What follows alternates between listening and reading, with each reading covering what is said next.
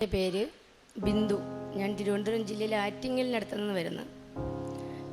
2022 May മാസം 11-ാം തീയതി എനിക്കൊരു ആക്സിഡൻറ്റ് സംഭവിക്കുന്നു. ഇടത് കാലിന് ചിരട്ട നഷ്ടപ്പെട്ട് ആ സമയത്ത് എൻ്റെ ഇളയ മോള് എൻജിനീയറിംഗ് റാങ്ക് ഹോൾഡറായിട്ട് വന്നിട്ട് സിവിൽ സർവീസിന് ഡൽഹി പഠിക്കാൻ പോയി നിൽക്കുന്ന സമയമാണ്. അതെല്ലാം ഒരു സുനാമി വന്ന പോലെ എല്ലാം നഷ്ടപ്പെട്ട്, കിടക്കാടം നഷ്ടപ്പെട്ട്, മോളെ പഠിക്കാനുള്ള സാഹചര്യം നഷ്ടപ്പെട്ട്, അതിലേറെ എൻ്റെ മനസ്സ് നഷ്ടപ്പെട്ട് ഞാൻ ആരോടെയും മിണ്ടാതെയും ഞാൻ വേറൊരു ലോകത്തിലോട്ട് പോയി. എന്നെ കൊണ്ട് ഇനി ഒന്നും കൊള്ളില്ല എന്നുള്ളൊരവസ്ഥയിൽ ഞാൻ ഇരിക്കുമ്പോൾ എനിക്കൊരു ചെറുകുട്ടിയെ, മൂത്ത മോക്ക് ഒരു കുഞ്ഞുണ്ടാവുകയും ആ കുഞ്ഞിൻ്റെ കളിയിലും ചിരിയിലും ഒന്നും എനിക്ക് അതിനെടുക്കാനോ ഒന്നും എനിക്ക് തോന്നില്ല. അങ്ങനെ കരയുക മാത്രമാണ് ചെയ്തത്. നിറച്ച് 30 മാസം ഞാൻ കരയുകയേ ചെയ്തിട്ടുള്ളൂ, ചിരിച്ചിട്ടില്ല. ചിരിക്കാൻ ഞാൻ മറന്നുപോയി. എൻ്റെ മക്കൾ ചോദിക്കുമായിരുന്നു, അമ്മയ്ക്ക് ചിരിക്കാൻ അറിയില്ലേ എന്ന്. വീട്ടിലൊരു ഉത്തരവാദിത്തങ്ങളിലും ഞാൻ പങ്കെടുക്കില്ല. ഞാൻ അങ്ങനെ ഒരാളെ അല്ലായിരുന്നു. അത് കഴിഞ്ഞ് മോള് ആ ഒരു സാഹചര്യത്തിൽ വീട്ടിലെ അവസ്ഥ കേടുകൊണ്ട് മോള് ഒരു സ്റ്റാർബക്സ് എന്ന് പറഞ്ഞൊരു കമ്പനിയിൽ ജോലിക്ക് കയറിയിട്ട് അവൾ അവിടെ നിന്ന് ജോലി ചെയ്യുമ്പോൾ എന്നിലെ അമ്മ തകർന്നു പോയി. കാരണം അവൾ സിവിൽ സർവീസ് 2 വർഷത്തിനകത്ത് അവൾ IAS എടുത്ത് വരേണ്ട മോളാണ്. അത്രയ്ക്കും കപ്പാസിറ്റി ഉള്ള മോളായിരുന്നു. പക്ഷേ അവൾ പതറിയില്ല. അവൾ ആ ജോലിയിൽ നിന്നുകൊണ്ട് ഞങ്ങളെ വീട്, ഹസ്ബൻഡ് ഓട്ടോ ഓടിച്ചിട്ടാണ് ഞങ്ങൾ കഴിയുന്നത്. അപ്പം എനിക്ക് ജോലി ഉണ്ടായിരുന്നു. എനിക്ക് 50,000-ന് പുറത്ത് കമ്മീഷൻ കിട്ടുന്ന ഈ ജോലികളെല്ലാം ഞാൻ ഉപേക്ഷിച്ച് മരണത്തിന് മാത്രം ആശ്രയിച്ച് ഇനി മരണം മാത്രമേ ഉള്ളൂ. 3-4 പ്രാവശ്യം അതിന് ശ്രമിച്ചു. നാലാമത്തെ അറ്റംപ്റ്റിൽ നിന്നും മക്കളെ തിരിച്ച് രക്ഷിച്ചു കൊണ്ടുവന്നിട്ട് പറഞ്ഞ് നഷ്ടപ്പെട്ടതെല്ലാം പൊയ്ക്കോട്ടെ, ഞങ്ങൾക്ക് അമ്മ മാത്രം മതിയെന്ന് പറഞ്ഞ് അപ്പോഴത്തേക്ക് ഇളയ മോള് വീണ്ടും സ്വീഡനിലോട്ട് പോകാനായിട്ട്, എന്തായാലും സിവിൽ സർവീസിന് പോകത്തില്ല, സ്വീഡനിലോട്ട് പോകാനായിട്ട് അവൾ അപ്ലൈ ചെയ്യുന്നു. ആ സമയത്ത് വീണ്ടും ഞാൻ പതറി. കാരണം ഒരു പൈസയും ഇല്ല. ആ ഒരു പൈസയും ഇല്ലായിരിക്കുന്ന സമയത്ത് ഈ കുട്ടിക്ക് പോകാൻ പറ്റാതെ വന്നാൽ അത് നിരാശയാണല്ലോ. അപ്പോഴും വീണ്ടും പതറിയിട്ട് വീണ്ടും അതിനേക്കാളും മോശകരമായ ഒരവസ്ഥയിലോട്ട് ഞാൻ പോകുന്നു. പക്ഷെ അവൾ ദൃഢമായിട്ട് നിന്നു.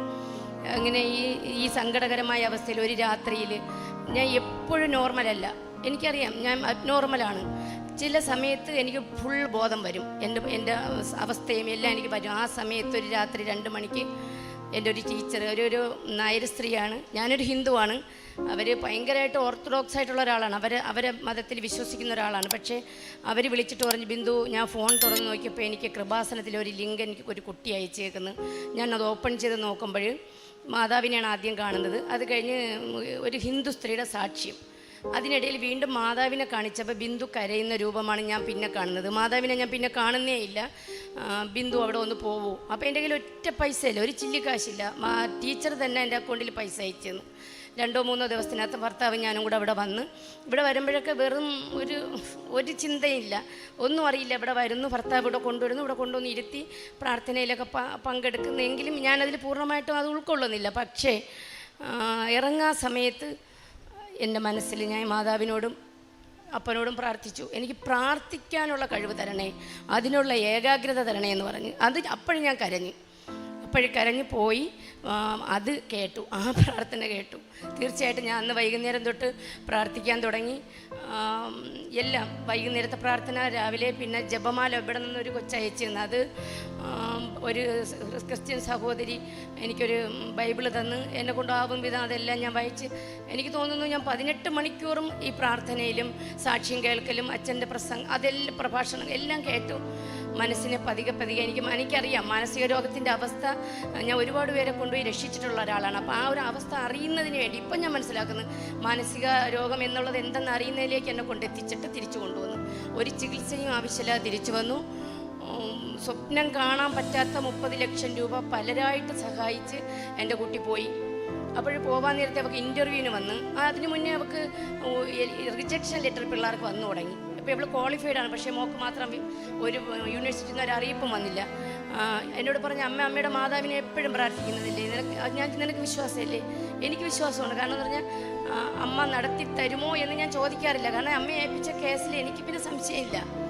അപ്പോഴവൾ പറഞ്ഞ്, നാളെ രാത്രി 12 മണിക്കാണ് പറയുന്നത്, നാളെ 12 മണിക്കകത്ത് എന്തെങ്കിലും ഒരു മെസ്സേജ് എൻ്റെ എംബസിയിൽ നിന്ന് വരികയാണെങ്കിൽ ഞാൻ വിശ്വസിക്കാം അമ്മേ, ഞാനും വന്ന് ഉടമ്പടി എടുക്കാം.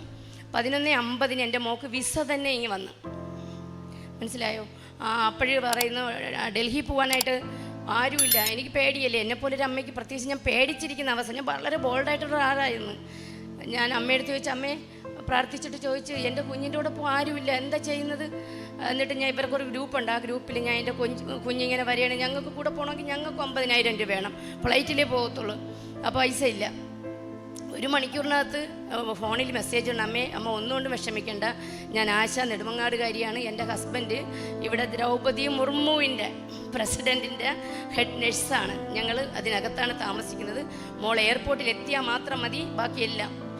അതിൻ്റെയൊക്കെ ഞാൻ ആരോടാ എങ്ങനെയാണ് അന്ന് പറഞ്ഞ് തീർക്കേണ്ടത്? അവിടെ ചെല്ലുന്നു, അവർ വന്ന് പിക്ക് ചെയ്ത് കൊണ്ടുപോയി മോള് 2 ദിവസം രാഷ്ട്രപതി ഭവനകത്ത് താമസിച്ച് ഈസിയായിട്ട് ഇൻ്റർവ്യൂ പാസ്സായി തിരിച്ച് വന്ന് അവൾ വന്നതിൻ്റെ അന്ന് തന്നെ നേരം വെളുത്ത് നമ്മൾ നേരെ ഇവിടെ വന്ന് ഉടമ്പടി എടുത്ത്.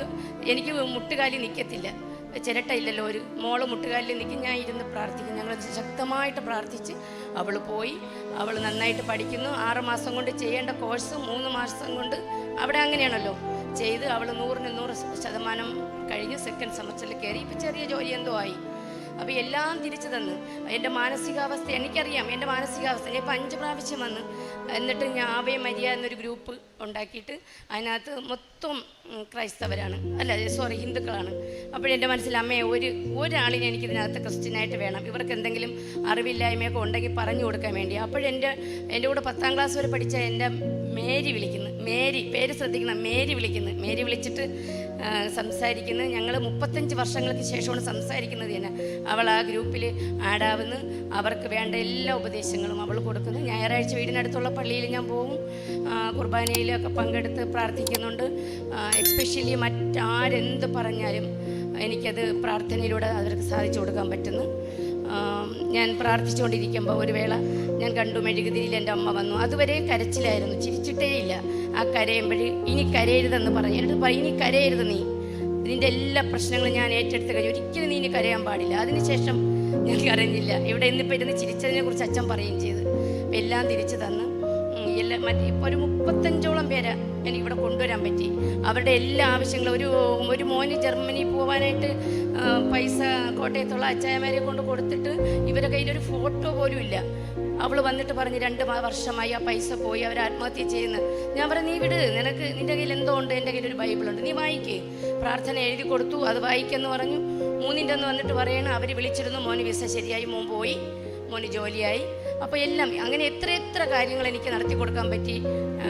എല്ലാം എനിക്കറിയില്ല, എനിക്ക് വളരെ പെട്ടെന്ന് തന്നു. 90 ദിവസം കഴിഞ്ഞ് ഞാൻ ഇവിടെ വരുമ്പം ഞാൻ 100% പെർഫെക്റ്റാണ്. അത് കഴിഞ്ഞ് ഞാൻ കഥാപ്രസംഗം എന്ന രംഗത്തേക്ക് ചെന്നിട്ട് ഒരു പ്രൊഫഷണൽ കഥാപ്രസംഗം ഞാൻ എടുത്ത് 1500 പേരിരിക്കുന്ന ഒരു വേദിയിൽ ഞാൻ അവതരിപ്പിക്കുകയും എല്ലാവരും എന്നെ നിറഞ്ഞ് സ്വീകരിക്കുകയും ചെയ്ത്. അവിടെ വെച്ച് തന്നെ 3 സ്റ്റേജ് എനിക്ക് ആയി. മാർച്ച് 7-ാം തീയതി എൻ്റെ ആദ്യത്തെ അരങ്ങേറ്റമാണ്. അപ്പോൾ ഇതെല്ലാം തന്ന അമ്മയോടും തിരുകുമാരനോടും നന്ദി പറയുന്നു. ചെറുതിൽ എനിക്ക് വിശ്വാസമുണ്ട്, ഞാൻ എപ്പോഴും ആഗ്രഹിക്കണം, ഈ ക്രിസ്ത്യൻസിന് വലിയ ഇഷ്ടമാണ്. ഇനിയൊരു ജന്മം ഉണ്ടെങ്കിൽ അമ്മയടുത്ത് പറയും, എനിക്ക് അമ്മയുടെ ആ മതത്തിൽ എനിക്ക് ജനിക്കണമെന്ന് ഞാൻ പ്രാർത്ഥിക്കാറുണ്ട്. എനിക്ക് നിങ്ങളുടെ ഇത്രേ പറയാനുള്ളൂ, നിങ്ങളെ സങ്കടം അങ്ങോട്ട് ഏൽപ്പിക്കുക. കിട്ടുമോ എന്ന് ചോദിക്കുകയേ വേണ്ട, കിട്ടിയിരിക്കും. നിങ്ങളെ മനസ്സ് നല്ലതാണെങ്കിൽ, നിങ്ങൾ ആ പറയുന്നതെല്ലാം ഫോളോ ചെയ്ത് വരുന്നുണ്ടെങ്കിൽ പ്രേക്ഷിത പ്രവർത്തനങ്ങൾ. ഞാൻ ഇപ്പോഴും രാവിലെ പോകുമ്പോൾ 2-3 പൊതി എൻ്റെ ബാഗിലിട്ടേക്കും. ആരെങ്കിലും കാണും, അത് കഴിക്കാൻ അർഹതയുള്ള ആരെങ്കിലും വിശന്ന് വലഞ്ഞിരിക്കുന്നവർ.